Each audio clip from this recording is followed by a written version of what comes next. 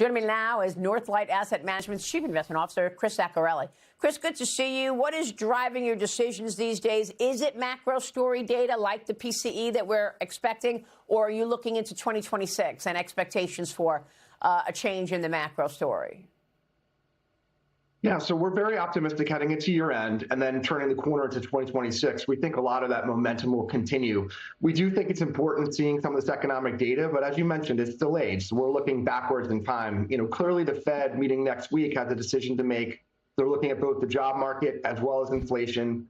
Those numbers this morning, hopefully inflation can keep coming in under 3%. I think that's psychologically important. But regardless of what these numbers say, because they're backward looking, we expect the Fed to cut 25 basis points next week. Now, what they'll do next year may depend on how the data comes out this morning and in subsequent data releases. And we think even Chairman Powell next week may change his tone in terms of, will it be more of a hawkish cut in terms of saying we're going to do 25 basis points, and then based on recent data, we're going to hold off and wait to see more. Or he may say that we're going to continue to focus on the jobs market, in which case they're going to have rate cuts coming forward.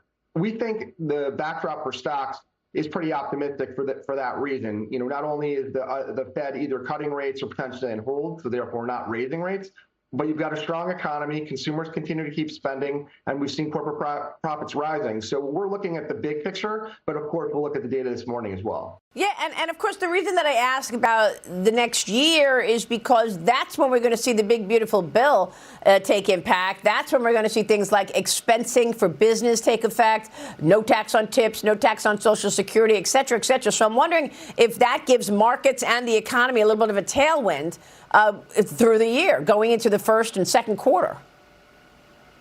It absolutely should. We saw some volatility last month where you were really seeing some concerns around, well, is the Fed going to stop cutting rates? Is the unemployment rate potentially picking up? And are we seeing a strongly deteriorating jobs market?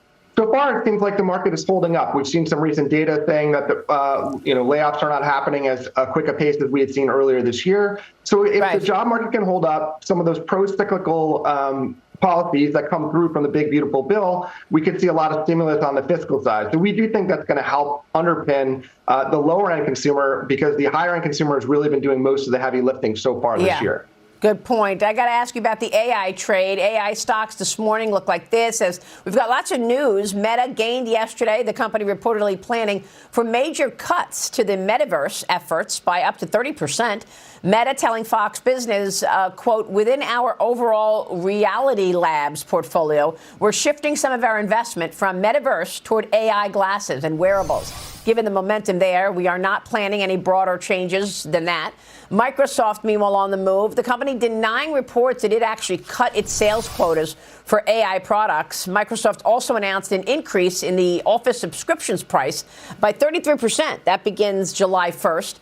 And then there's Apple seeing some major staff departures. Its general counsel and policy chief retiring. Meta's Jennifer Newstead named as Apple's new general counsel. Chris, any thoughts on what's going on within these AI stocks?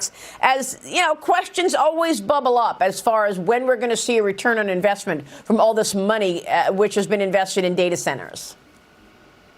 That's exactly right. And look, the artificial intelligence story and trend and theme is alive and well. We've seen it all year long. And to some extent, that's underpinned the market as well. You've seen a lot of the gains in the market indices propelled by some of those larger companies that you just mentioned. And if you can see what Meta is doing in terms of pivoting away from what actually was their name change, the metaverse, focusing a little bit more on artificial intelligence.